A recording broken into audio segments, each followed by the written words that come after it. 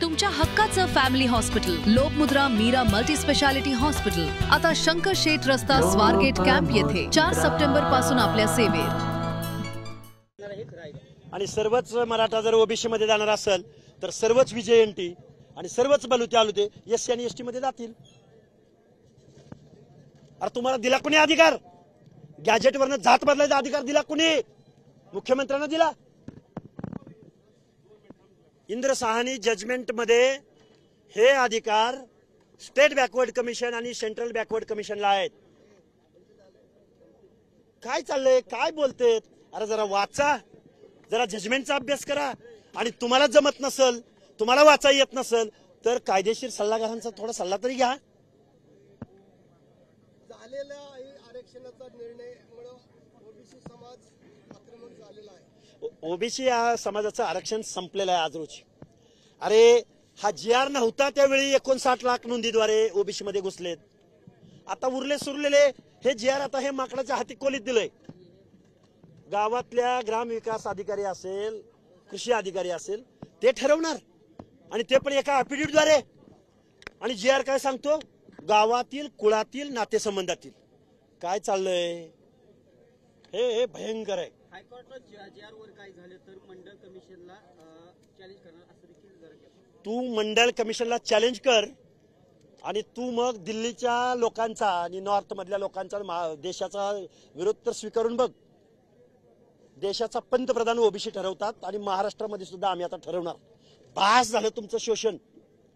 अरे 10% आत तुम्ही आमदार खासदार, तुम्ही महत्वाची मंत्रीपद, तुम्ही कारखान्याचं आरक्षण तुम्हाला, आणि आम्ही मत द्यायला जन्म घेतलाय।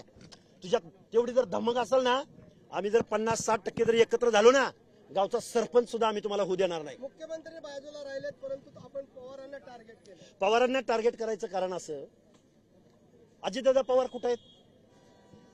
मुख्यमंत्र्यांच्या मांडीला मांडी लावून बसतात। मुख्यमंत्र्याची आयमाई काढली जात असताना अजितदादा पवार तोंडात मूग गिळून गप्प बसले।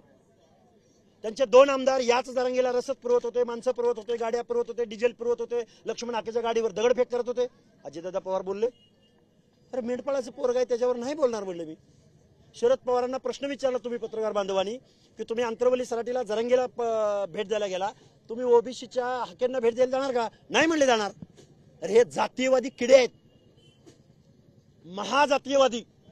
सारथीला हजारो कोटी रुपये देणारे, अण्णासाहेब पाटील विकास महामंडळाला हजारो कोटी रुपये देणारे, महायुतीच्या पोरांना पीएचडीचा स्टायपंड नाकारणारे अजितदादा पवार, तुम्ही महाजातीयवादी आहात म्हणून बारामतीमध्ये आलोय। आता देवेंद्र फडणवीस साहेब, आम्ही तुमच्याकडे बघून आम्ही तुम्हाला मतं दिली आणि ज्या म्हातारीसाठी आम्ही तुम्हाला मतं दिली आणि तीच म्हातारी आमच्या बोकांडी आणून बसवली तुम्ही। मराठा आरक्षणाचे श्रेय ही पहिल्यांदा मुख्यमंत्री देवेंद्र फडणवीस यांना जातं आणि दुसऱ्यांदा जरांगीला जातं असं राधाकृष्ण विखे पाटील म्हणतात। राधाकृष्ण विखे पाटील, सोशल जस्टिस म्हणजे काय? बरं तुमचं म्हणणं मान्य आहे, तुमची कुठली उपसमिती गेली, तुम्हाला या समितीला कुणी अधिकार कुणी दिला? आणि विखे पाटील, तुमच्या म्हणण्याप्रमाणे जर जरांगेची जमात आमच्या ओबीसी मध्ये आली तर गावगाड्यातल्या या ओबीसीचं काय होईल? हा प्रश्न खरं पत्रकार बांधवांनी त्या विखे पाटलांना विचारला पाहिजे। अरे नुसतं कारखाना, गव्हाणी, वायनरी, पैसा, बाळासाहेब शिवसेनेच्या सत्तेत, काँग्रेसच्या सत्तेत, राष्ट्रवादीच्या सत्तेत, भाजपच्या सत्तेत, अरे तुम्हाला लाज आहे का? तुम्हाला धोरण नीती, जो सत्तेत बसतोय त्याच्या सत्तेत तुम्ही, आणि तुम्ही आम्हाला सामाजिक न्याय शिकवणार? आपलं आंदोलन थोडं भरकटतं असं वाटतं। नाही भरकटत, अजिबात भरकटत नाही। आज देखील आपण मंचावर बोलत असताना जी आपला स्टँड होता की ओबीसी आरक्षण वाचवलं पाहिजे, परंतु आता काहींनी स्टँड घेतलाय की जोपर्यंत गुन्हे दाखल होत नाहीत तो बघा, गुन्हा दाखल होईलच, होणारच। ती लोकांची राग आहे, वेदना आहे ती लोकांची।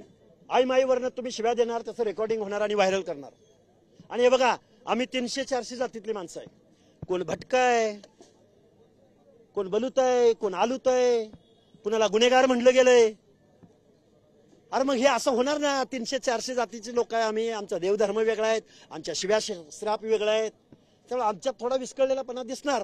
पण आम्ही जर रस्त्यावर उतरलो तर मग आम्ही काय विमुक्त आहोत आणि काय गुन्हेगार आहोत आणि काय बलुते आलुते आहोत, आम्ही या महाराष्ट्रातल्या राज्यकर्त्यांना दाखवून देऊ। निवडणुका जर अशा पद्धतीने झाला तर याचा फायदा कुणाला होईल असं वाटतं? फायदा कुणाला बी होऊ द्या, ओबीसीला मतदान करतील, ओबीसी लय झालं तरी SC ST ला मतदान करतील.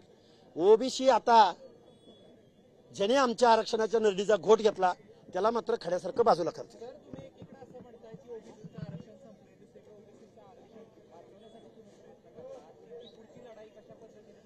आमची पुढची लढाई एक न्यायालयीन आणि दुसरी रस्त्यावरची. आम्हाला काशीरामने सांगितलं, आम्ही नाही लक्षात घेतलं.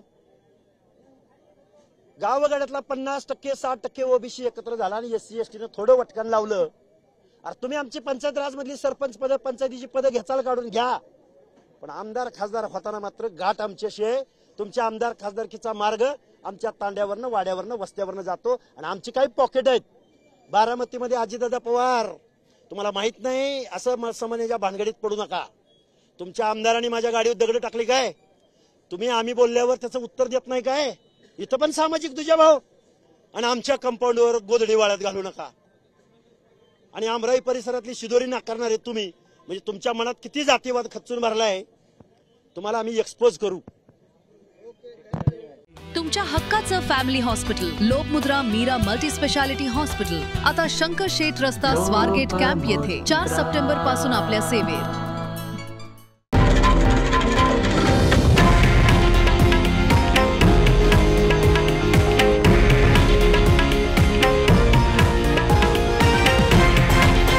हे आहे देशातील नंबर 1 न्यूज नेटवर्क आणि आपण पाहत आहात TV9 मराठी, एकमेव.